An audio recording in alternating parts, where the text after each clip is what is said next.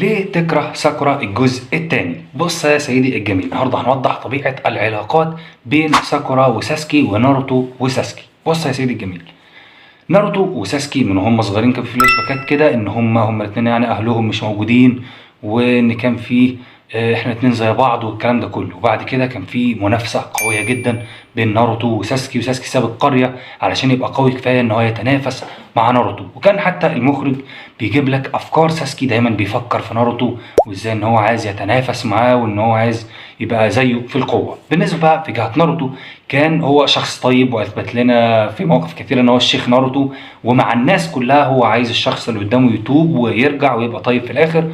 فهو مش مع الناس كلها عشان كنا شاكين فيه ان هو نتفليكساوي كده، بس طلع امان يعني. فدي طبيعه ناروتو ودي طبيعه ساسكي التنافسيه مع ناروتو، وبرضه هو شايفه كمنافس حلو. في فعلا علاقه بين الاثنين دول، وانا متقبل ان ناروتو بيجري ورا ساسكي.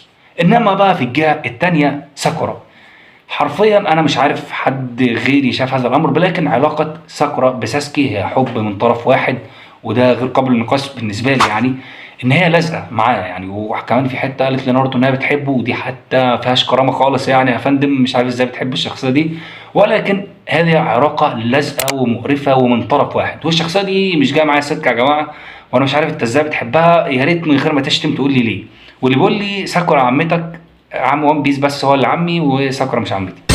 من الاخر ساكورا ليست شخصيه جيده على الاطلاق، سواء في التعلق السيء وانا مش عارف ازاي اتجوزه في الاخر اصلا يعني، مش جاي معايا سكه، او في الشخصيه دي مش جايه يعني، سواء في كتابه هذه الشخصيه او في طريقه التصرف هذه الشخصيه او في اي حاجه في هذه الشخصيه. فمن غير شتيمه اقنعني ان هي شخصيه كويسه وانا معاك عادي جدا، ولكن حتى يثبت العكس هي شخصيه مش تمام وشخصيه مش. ما تنساش تعمل لايك وسبسكرايب عشان يمكن تنشر كده وتبطل تحب ساكورا.